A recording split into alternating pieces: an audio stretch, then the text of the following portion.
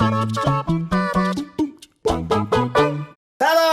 and welcome to It's All Kicking Off, another WhatCulture football podcast with me, Adam Wilbourn from WhatCulture Football, and Simon Miller from WhatCulture Football, here to discuss another burning football issue. But before we get into this, if you're a fan of this sort of thing, make sure you subscribe to WhatCulture Football wherever you get your podcasts from for daily football podcasts. But as I said, joined by Simon Miller to discuss a burning football issue, that being, Simon Miller, what I'm liking to call the Arsenal dilemma. The league has only just started again, Si, and well, I felt like it was jinxed the moment Bellerin tweeted, "For every win we have, I'll plant 3,000 trees," or whatever it is. Obviously, then you had the result against Man City, and then you lost 2-1 to Brighton in the final minute on Saturday.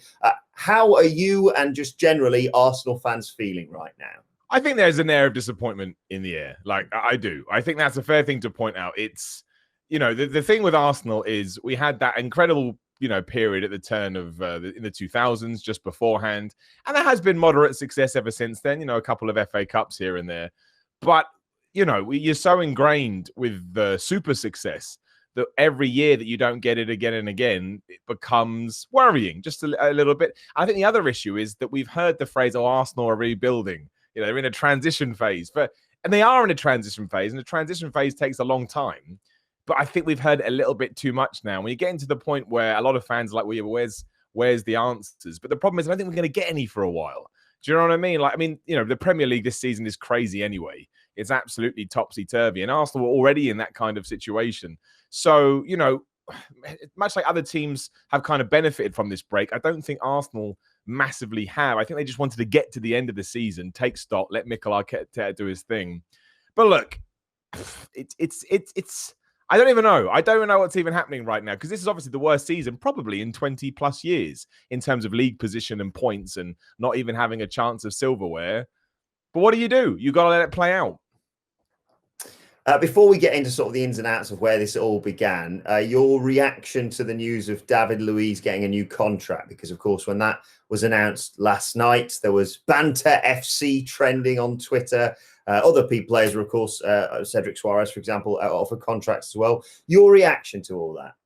I don't think we're going to get anybody else. The amount of money that David Luiz is going to cost us, I don't think we'd be able to get a player of a similar skill level. I know he's past his prime. I know that he is prone to mistakes. I think that we're all known this.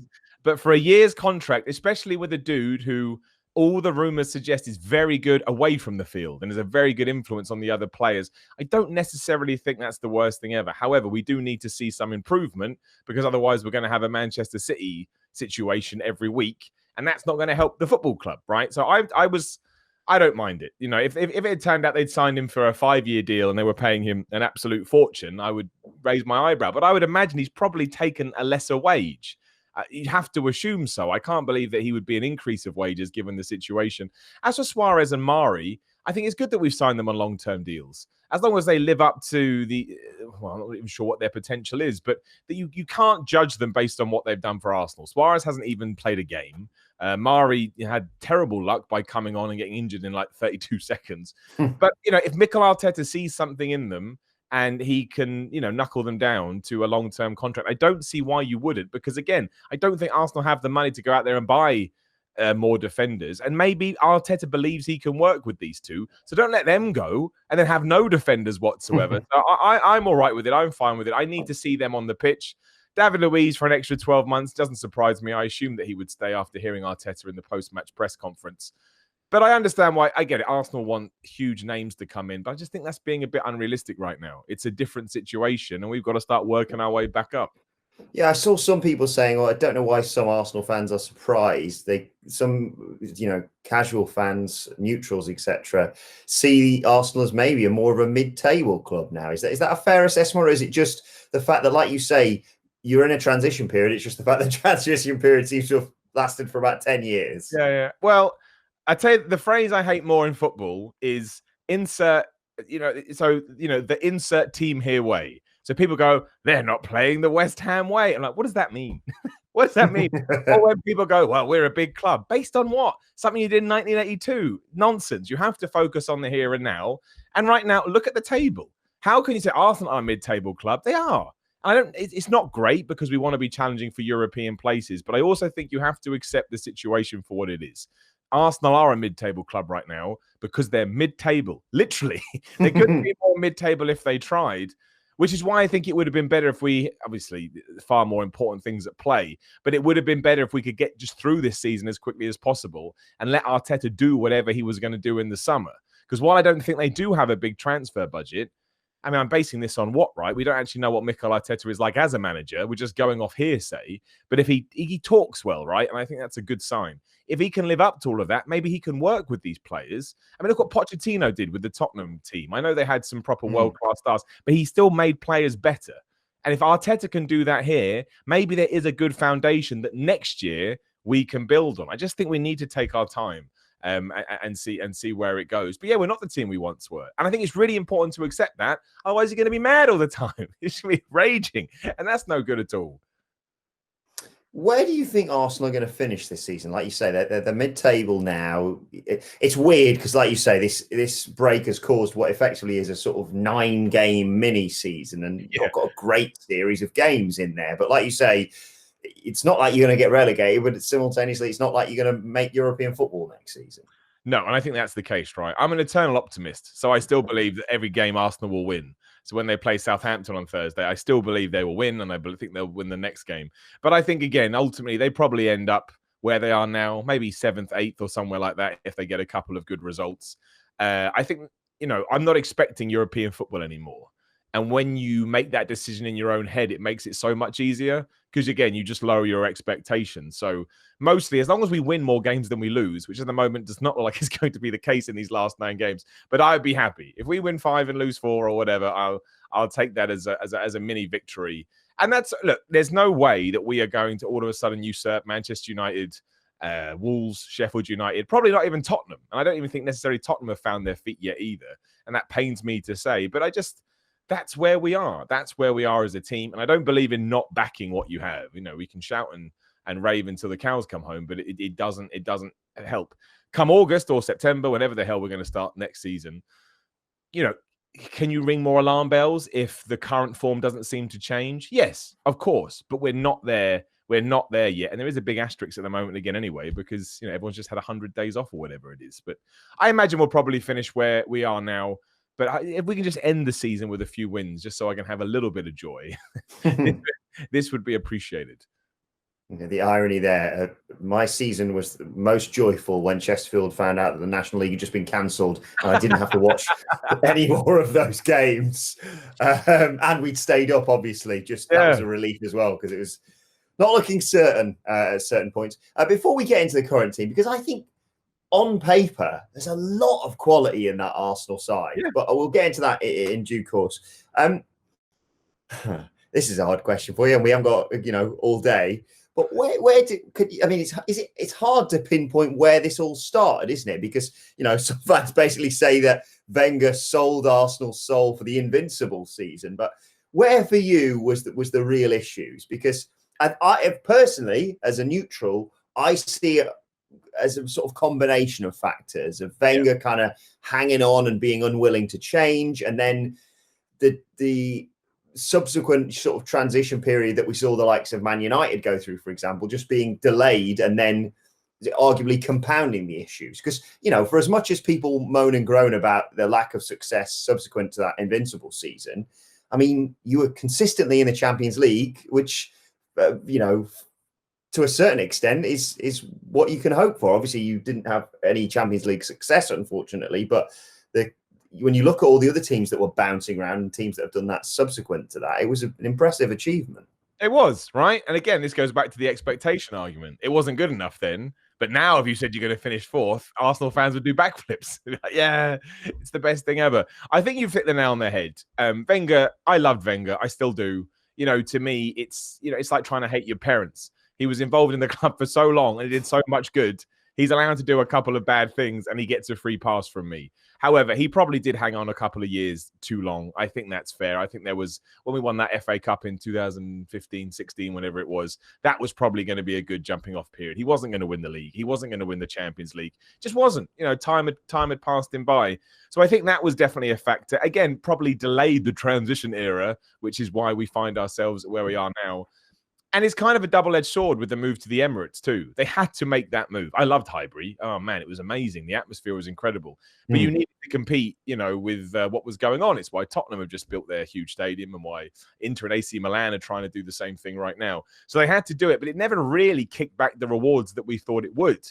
And that's mostly because it tied in with the other things that you've mentioned. So it didn't really click how it was. Like at the moment when that started to become profitable and we should have got money to put back into the club, other things were going on. And, it was like a big of a powder keg all at the wrong time. How you fix that, I don't know. I think you've got to start again working from the ground up, which I believe is why Mikel Arteta is a good coach to get in, because he's utterly fresh and, again, seems to have the credentials. I don't know. I don't like to say, he's definitely going to be a good manager, because that needs to be proven on the field. But he doesn't. He absolutely needs recruits as well. And he needs recruits that are going to play in the style that he is. He's still, inherited a lot of this team. A lot of them are still people that were bought by other people that he's now trying to say, don't do it like that. Don't do it, do it like this, which is also going to be difficult. So, yeah, look, Arsenal had their success and then they wibbled and they wibbled and they wibbled. And now they've kind of fallen off, much like United did, right? It was the same kind. And Liverpool, right? Liverpool have only really just got back to where they were. It's just Arsenal's time. But that's why double down, keep your fingers crossed, hope that it doesn't last as long as some of those clubs I've just mentioned, but also understand that the Premier League gets more intense each and every year. Again, Wolves, Sheffield United, Crystal Palace are breathing up Arsenal's neck right now. I think they're above Arsenal right now, which is absolutely, absolutely crazy. So you can't take anything for granted. It's not the same as it was. And this sort of fictional top four is now really a top six. People, Wolves could sneak into the Champions League this season. I don't think they will, but they certainly could. And the fact that, there's more chance of Wolves doing it than Arsenal. And I think it's really important to be aware of that, because otherwise you're going to get ahead of yourself. You're going to set expectations that aren't realistic, and then you're just going to get sadder and sadder. And we don't need that. What did you make of Unai Emery as Arsenal manager? I don't even know. I think he meant well. I really do. I just think, it sounded like he was, it didn't sound like he was making all the decisions, right? The Pepe Luis Suarez thing being a great example of that. And he came out and said, I wanted Suarez, but I wanted Saha, sorry. I wanted Saha, but I was told no. I was told no, you were getting Pepe instead. And I think Pepe, again, much like Arteta, is untapped potential. I think in a couple of years he'll be awesome. Whereas Saha obviously could have just, he's known as the Premier League. He could have done it. So I think there was a lot working against him. I thought it was really unfair when he became the sort of source of ridicule for the way he talked. I thought, okay, well, now we've gone completely the wrong way. I don't care how he speaks. That means nothing to me. It depends on the results on the pitch. But really, he just couldn't get his ideas across to the players. You could see that when the management changed, even with Freddie Ljungberg coming in, you could see that it was a little bit different.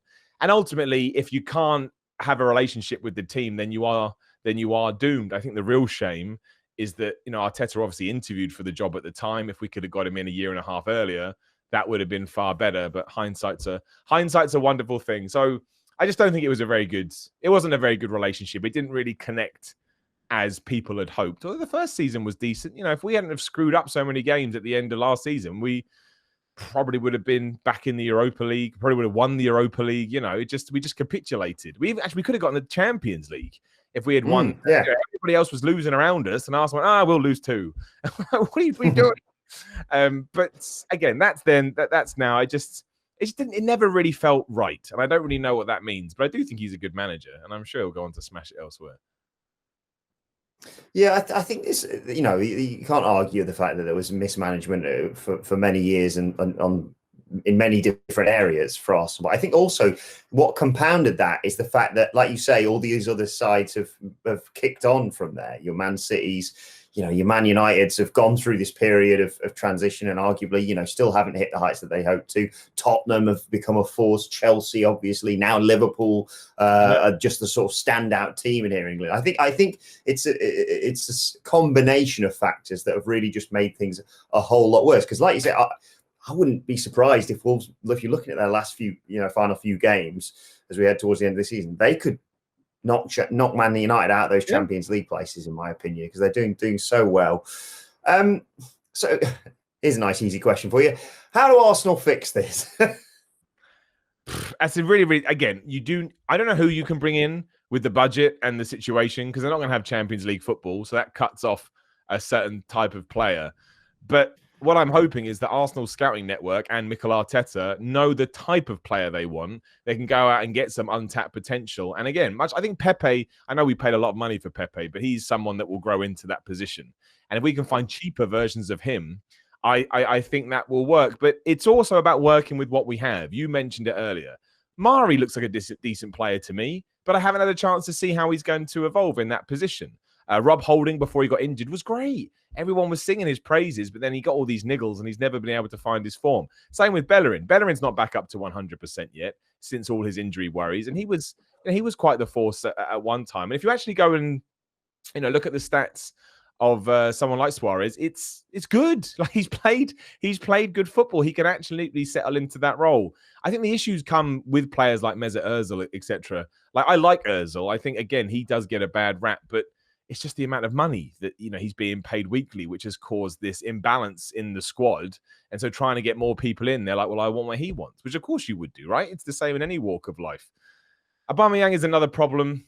What do you do with, because he's so integral to Arsenal, but then you can also argue that in 2 years' time, he's not going to be, he's on the wrong side of 30, unfortunately. So I think you need to get rid of all these issues, all these things that are sort of hanging over the club. You need to decide on a direction, and you just need to move forward and give it time and give it patience. They do need to bring people in the summer, which is where I do worry because I don't think there's any money. So I don't know who they're going to get. But there's still the chance. I think they've got like 9 centre-backs at the moment. So you've got to presume they're going to sell a few to try and raise some funds. But I just think it's a waiting game. I think it's a waiting process. I think anything's going to happen in the next 7 games. It's going to open your eyes to that. I think it will be a summer-long process where Arteta finally gets all these pieces in place.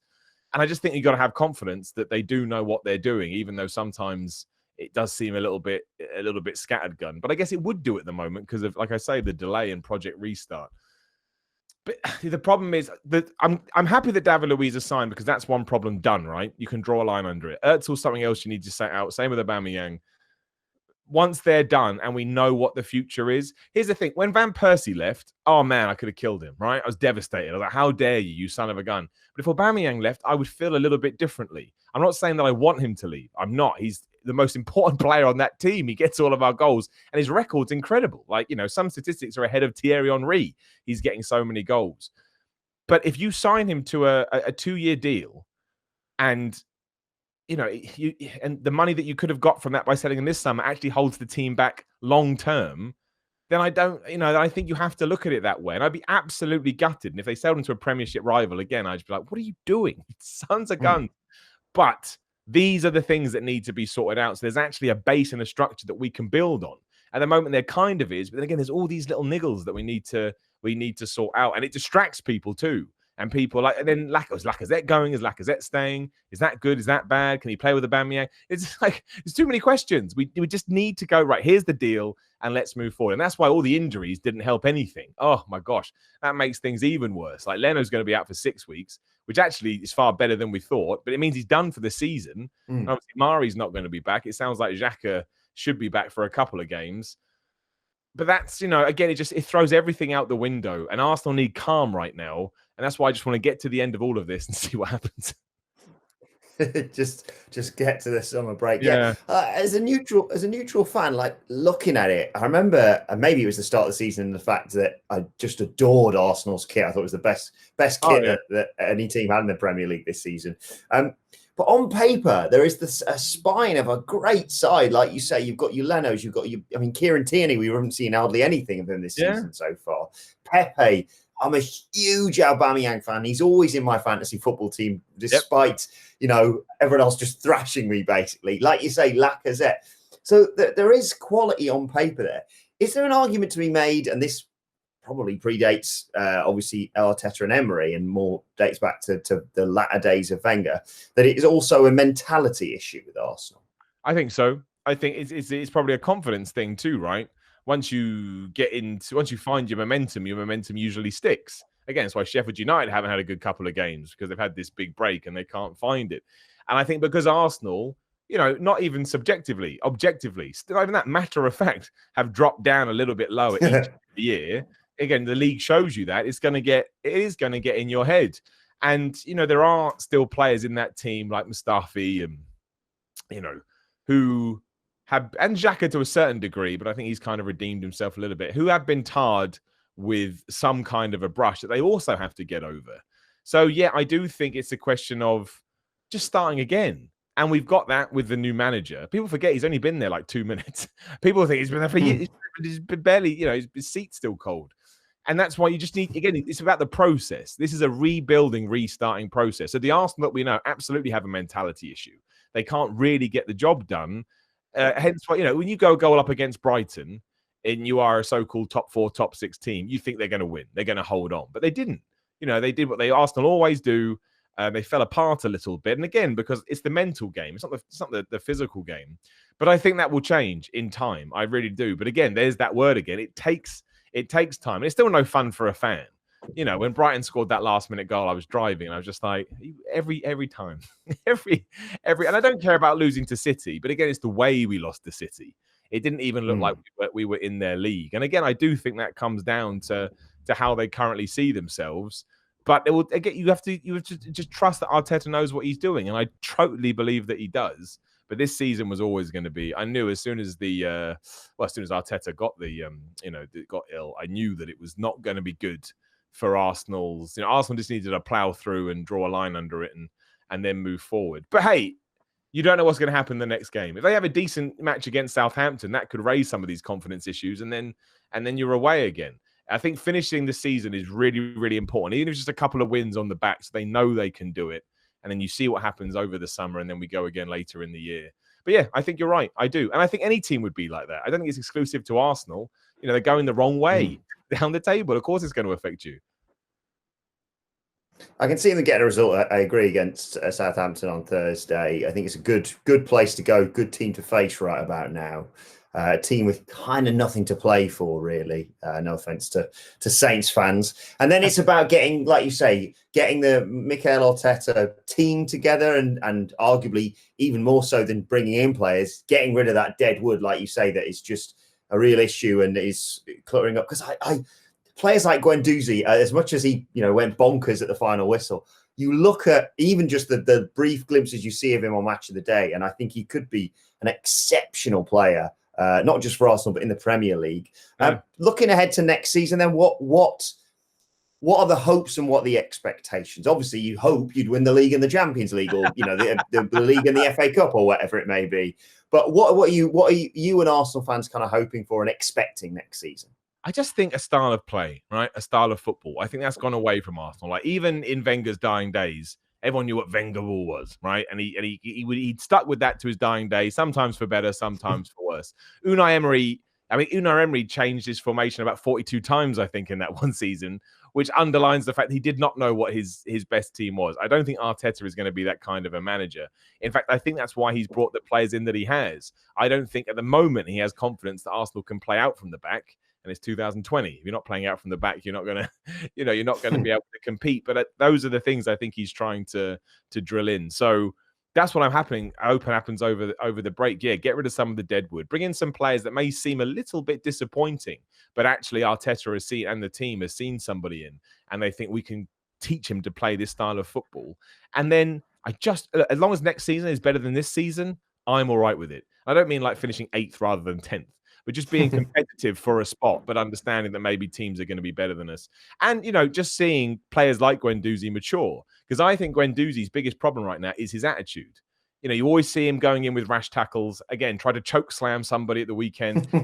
How he got away with it, I'll never know. As a fan, that is baffling. That is baffling. But, and apparently all these rumors that he, made some not great comments. He needs to knock that out of his game, because it's not helping you. It's not like an Alan Shearer or a Wayne Rooney who use that aggression to, fuel their play. He's quite an elegant football player that loses his temper. It's like, no, don't do that. So it's those kind of things too, seeing him mature and seeing other players come through. Because that's what we haven't talked about. The youth at Arsenal is amazing.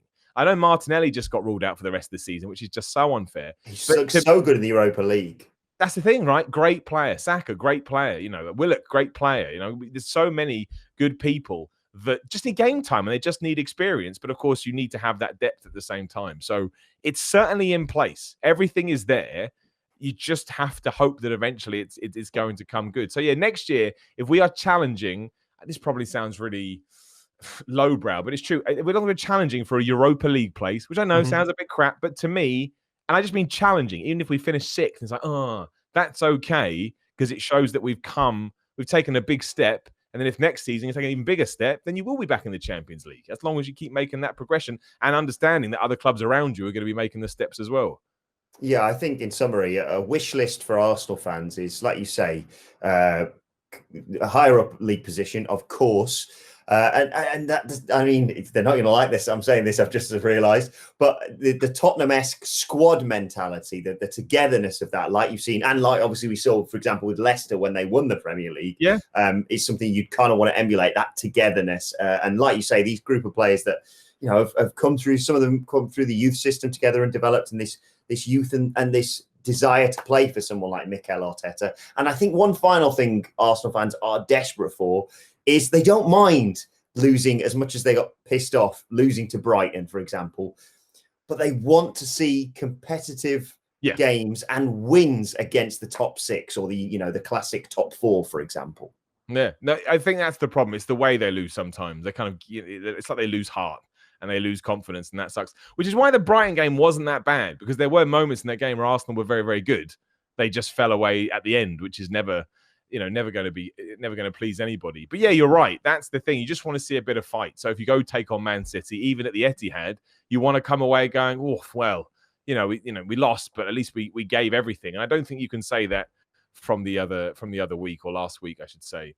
And I will say that for this season, there is every chance we could still win the FA Cup.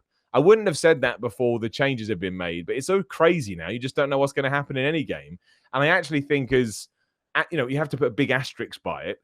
Mikel Arteta winning something in his first, 8-10 months, whatever it would be I know Arsenal fans are bored of, that sounds really bad, but they are. Arsenal fans are bored of winning the FA Cup. They're like, no, we've done that. We want to do something else. And I understand it, because that's just what happens. Again, it's expectation. But I think if that did happen, I'm not 100% sure it will, but I think that would just be a nice little, hey, look, we did something, and then you can move on from there. But there's still some pretty good teams. But I think we're playing Sheffield United. I think they ain't great anymore. So maybe it'll be all right.